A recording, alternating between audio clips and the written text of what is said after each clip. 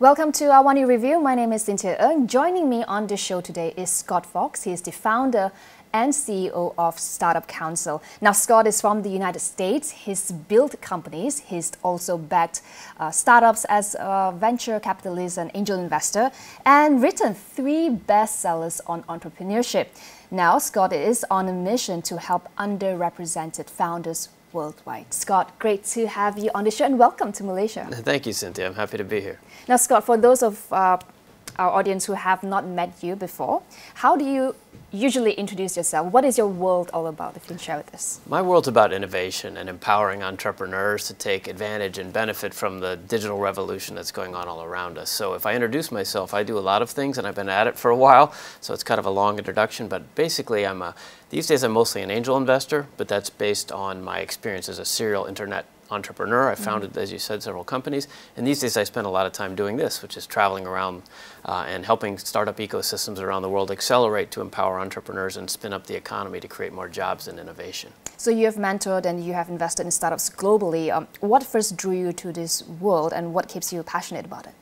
Well, that's a great question. I've literally written books about this, but I do get excited about it. And entrepreneurship is really exciting because it means that people can take simple ideas and change them into world-spanning platforms. And you've seen this. This is one of the reasons that the U.S. State Department brought me over here, was to help inspire Malaysian people to innovate on their own, to create their own versions of what works for Malaysia and to grow the Malaysian economy in concert with the U.S. growth. And what excites me is that these ideas can come from nothing. Just you and I over coffee might have an idea, and with the reach of digital technologies and a little financial backing perhaps, you can really create things that not only solve problems, but may make the world a better place and make you a lot of money too. It works out really well when it works. It doesn't always work, but when it works, it's great.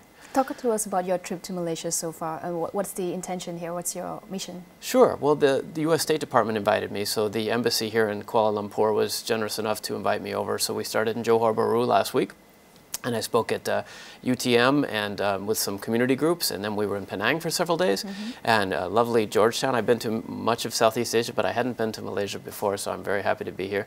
The folks are so welcoming, and the food is, I guess you know, the food is great. And then we arrived here in KL and meeting with different groups of entrepreneurs, and then after this I'm going to a talk for investors, because I'm mostly an investor these days. But you need all those different parts of the community, so that's what I've been seeing here.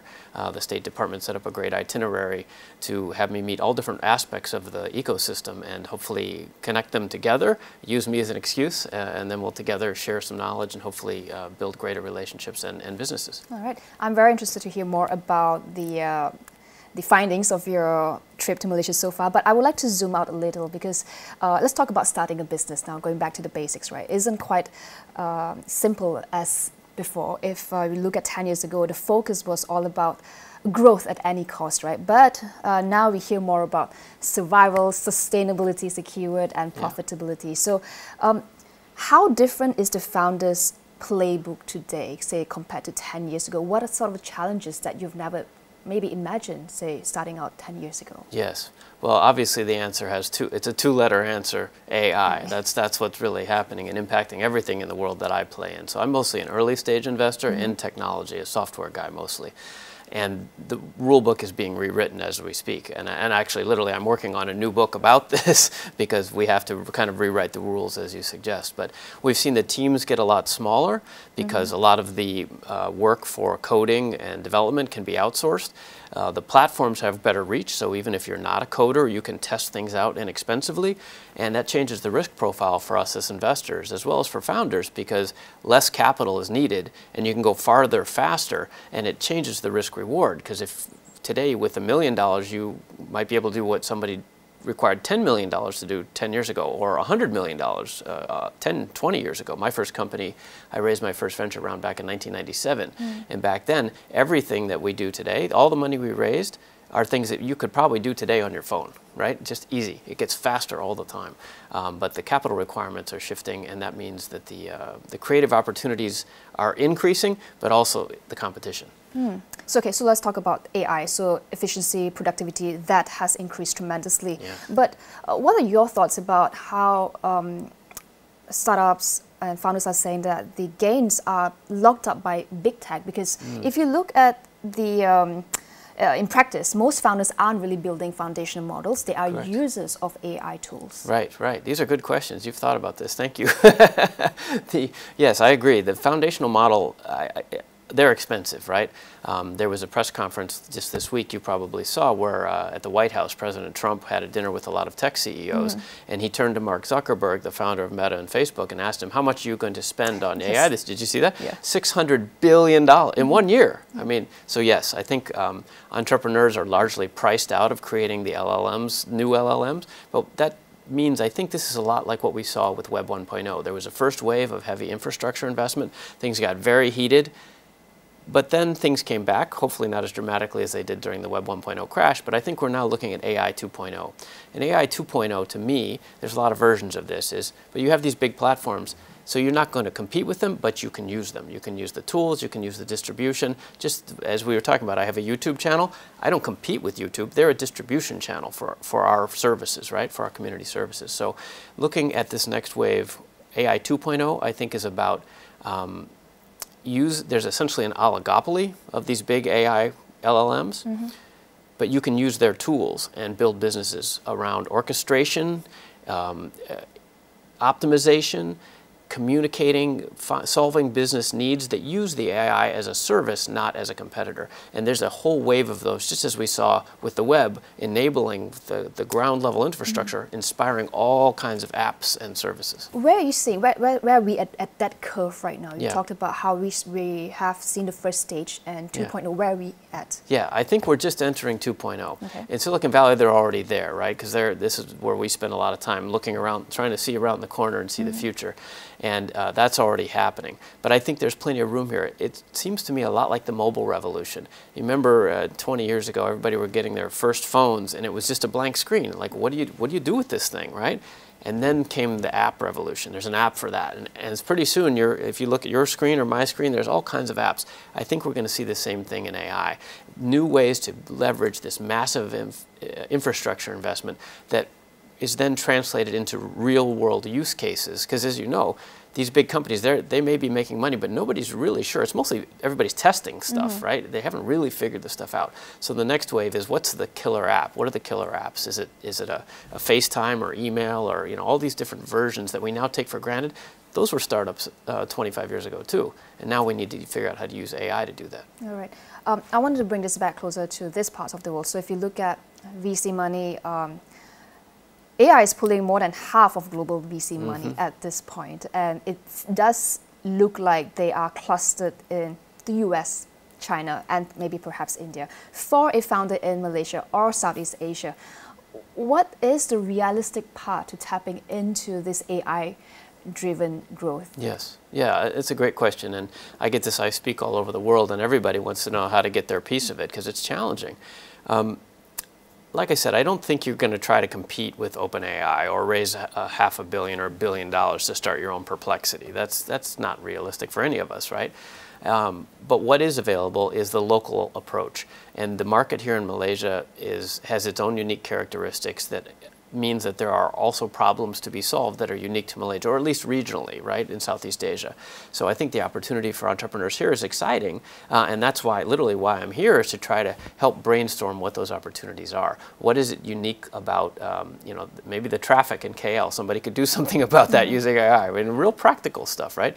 Entrepreneurs are problem solvers. So I would be looking at your daily life and figuring out what could be better, but not necessarily, you don't have to be creating a Facebook-level, globe-spanning platform. You could solve a small problem in your neighborhood or for your family or for the people at your mosque or whatever your community group is, and that is a totally legitimate way to do business. I'm mostly talking about venture capital and really big companies because we're looking for moonshots, right? Yeah. But these smaller businesses are actually what my books are about. How to build a lifestyle business that solves problems and makes money, that's a totally legit thing. And then the beauty is, if you can figure it out in your neighborhood or your community or across Malaysia, there's probably other markets that you can then expand to. So instead of maybe looking to the future and aiming for the moon right away, solve a real problem with real customers, make enough money to survive, sustain, and then expand from there. That's an absolutely legitimate way to go. Okay, so let's talk about your conversations with Malaysians here so far. So you have at 1 week. Let's talk about talent, right? You spoke with many young kids and students. So if you look at talent concentration, say a decade ago, you see top engineers flock to startups. Yes. It's all about, building something exciting. But now you see the preference for stability, big tech corporates, right? So how is that also affecting a talent movement from your vantage point? Yes, talent is obviously the key to all this stuff, and you've probably seen the crazy headlines about Facebook again recruiting AI engineers and paying them hundreds of millions of dollars, just craziness. But they might have the chance to make that money back, so they see it as an investment. So for local talent, a couple things. First of all, there is real talent here, and I think Malaysia is like a lot of other ecosystems I've visited where there's a lot of talent. What there isn't as much of is confidence. And you don't have a lot of unicorn success stories and, like a PayPal mafia or a Facebook mafia that's here reinvesting in the community. But I can see that you're one or two of those deals away, and that's going to make everybody say, oh, we can do this. And that's what Malaysia needs. And that's why I'm here, to encourage people to try that. So if you have that kind of talent, I was speaking at the YSEALI, Young Southeast Asian Leadership Initiative Conference in Georgetown Monday. And talented people from all across the region. And a lot of the discussion is brain drain, right? Like, we don't want people to leave, right? So we want to keep them here and encourage innovation locally. But one of the beauties, one of the few silver linings of the pandemic was Zoom, right? And you can now participate in the global economy from anywhere. So my advice to those young people was, you don't need to start a business right away. Get some corporate experience so you have some context, so you know what problems need to be solved and what is worth solving and where there's some money to pay you to do it. And then as that evolves, you can then bring your own unique take on that, which may have a Malaysian flavor, and I would start there and get going as soon as you can, because things are moving. You don't have to quit your job either, like even on the side. Building, a sandcastle is built one grain of sand at a time, and starting sooner is better than later. Are there areas that look particularly exciting to you that you think that, hey, this might be a good opportunity for Malaysians? Well, I don't know how to download food, but I would start there if somebody can figure that out. You guys have such lovely food. So yeah, there's that, of course. But I think the diversity that you have here, one of the reasons that Malaysia and the United States get along so well together, I think, is that we're both diverse cultures with many languages and religions and a sort of welcoming attitude, and that is honestly rare and unique. And particularly, I've been impressed, and these are my views, not the embassy or the State Department. America's full of 300 million different people with different opinions, so this is me. But I've been very impressed at the religious integration as well. The role of Muslim women here seem to be very active in the States. We don't see that as much, and it's so exciting compared to other versions of Islam you might see around the world. And exporting some of that, the Islamic banking, fintech stuff, halal food. I mean, there's angles there that you do better than anywhere else I've seen in the world that I think are very interesting. Then, of course, you have your diaspora, the Chinese contributions here and the Indian contribution, the back and forth between Malaysia and the people that do leave and then come back and immigrate back and forth. It's so dynamic. I'm not educated enough to know what the problems are there, but there are certainly issues there that could be addressed nicely by entrepreneurs in Malaysia. And I would encourage, you all are here, you're kind of the fish in the water, and you don't see the water, but as an outsider, I see this is a lovely culture. People are welcoming. They talk and eat together so well. That's a unique thing. And trying to package that, again, I don't have the answer, but that's a direction I would look, because that's a way you can compete as opposed to, and you speak English, right? I mean, largely anyway. Those are all advantages that you have against even regional competitors like a Vietnam or a Thailand or an Indonesia. This is some good stuff, and I don't know quite how to productize it, but that's your job. All right, so we've talked about people, we've talked about talent. I do also want to talk about policy and politics, of course. Besides technology, AI, those things shape the playing field too. So for sure. If you look at where you're from, the US has long been a hub for innovation, home to the biggest tech companies, the strongest R&D funding, magnet for global talent. But we are now seeing research funding cuts, restrictions on visas, on talent, policy shifts under the current administration. From where you sit, just give us a sense of how is this playing out on the ground, and how is it affecting the startup world where you're at? In the States, you mean? Yeah. Well, yes, we're struggling with some of the same issues. The pendulum has swung in a certain direction, right? And I work with a lot of universities. I'm a mentor at Stanford. I went to Stanford for graduate school, and I mentor the startup incubators there. And the University of Michigan is another school. I'm leaving when I leave here. I'm flying to Ann Arbor to work with those schools. And yes, their funding's being cut too, and it's a challenge for everybody. And it's not just the big universities, the ecosystem players, the sort of NGO type level organizations are all struggling because it's not only perhaps cuts, but even unpredictable future on top of that. So we feel the pain, I think, as well, and I guess my hope is that the pendulum will swing back at some point and recognize the long-term value of all these programs. Do you think that this is just a temporary bump, or could it really reshape U.S.'s tech leadership in the long run? That's a good question. I think some of both. I think it is temporary. Like I said, there's a swing of the pendulum or a breathing in and breathing out. It's a natural flow, ebb and flow. And there are certainly parts of our government programs that perhaps got bloated, and we're sort of now they're cutting everywhere, maybe a little too drastically for some of our, preference. Again, my opinion. But I think the tech leadership, it's forcing everyone to be a bit more nimble in terms of the jurisdictions where they're working. And I think that it requires perhaps an extra level of entrepreneurship. These companies have gotten so big that they're used to operating like big companies, right? But I remember back when I was at Stanford, like Yahoo was on the Stanford servers. It was yahoo.stanford.edu. It was just a student project, right? And they've grown now to be so large that they're almost nation states. And I think it's kind of good for them sometimes to have to adapt and think about to be more disciplined. The disciplined and to think about all the people that work for them and the people they affect, right? Yeah, there's a longer discussion there, but okay. There's a lot of impact. I think this leads me to my next question, where I was trying to get to is that, have you seen founders change their strategy because of all these developments, or even planning to move elsewhere because the changes that they are seeing in their country? Certainly. I work with a lot of immigrant entrepreneurs, and I do a fair amount of work with non-U.S. companies that want to enter the U.S. capital well, the consumer markets to sell, but also to raise money at the capital markets, because we have such a large version of both, right? So yes, I do see that, and absolutely, we see people who are afraid to come to the United States, just like they don't want the visa hassle, right?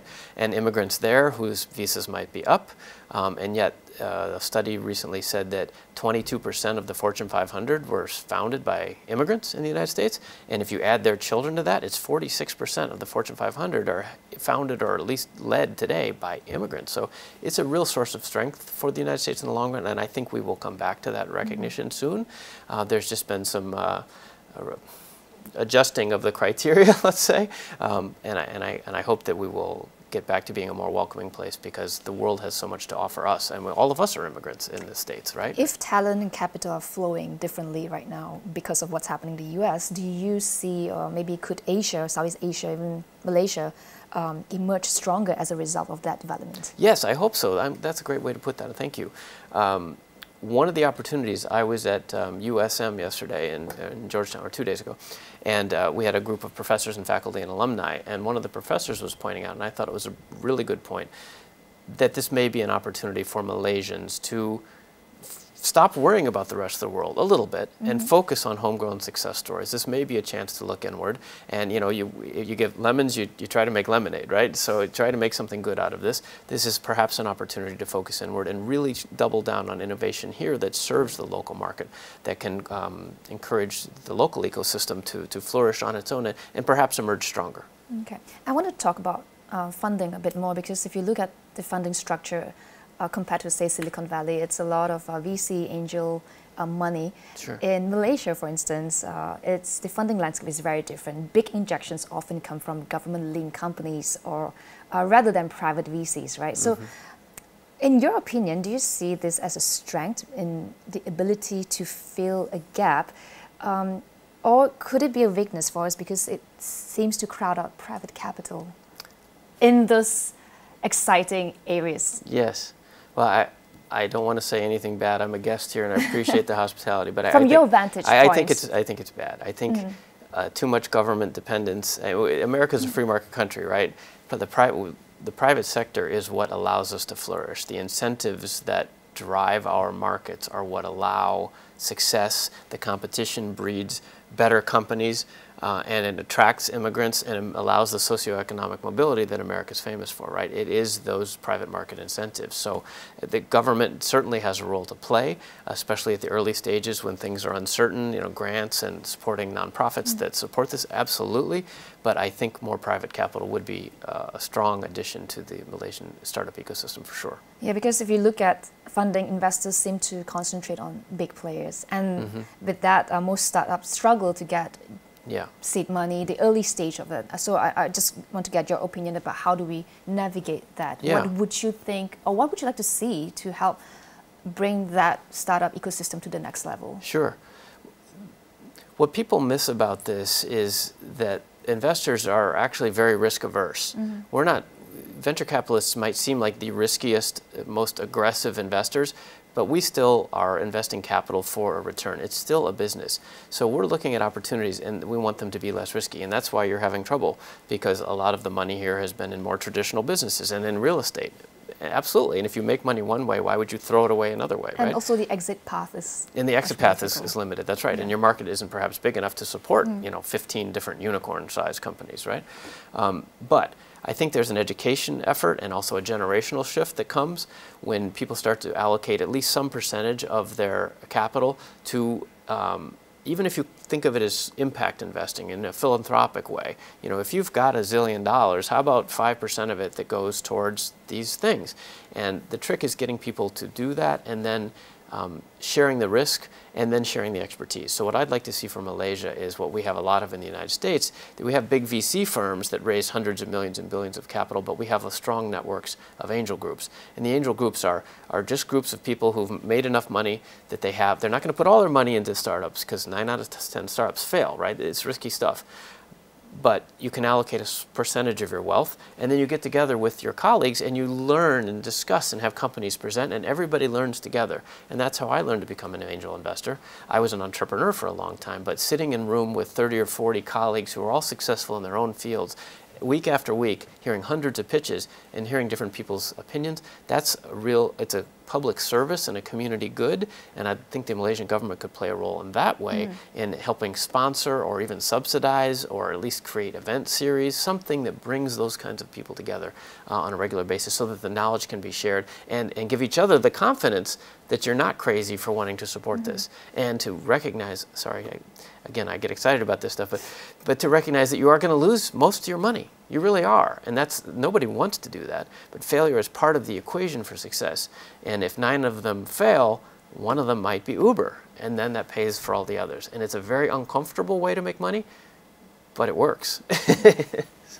So a couple of minutes left. I do want to get your thoughts about industry, specifically about funding, right? So it does feel for a lot of startups is that if you're not in AI, if you're not in semiconductor, yes, you're invisible to investors. So do you think it's true, or are there other ways to attract capital in areas or industries that may be less sexy to the investor? Yes. It's a perennial problem, and there's been this flight towards AI that's hurt everybody in the States too, and anyone who isn't just feels left out, and it's not fair, but it's a market adjustment, right? So what to do about that?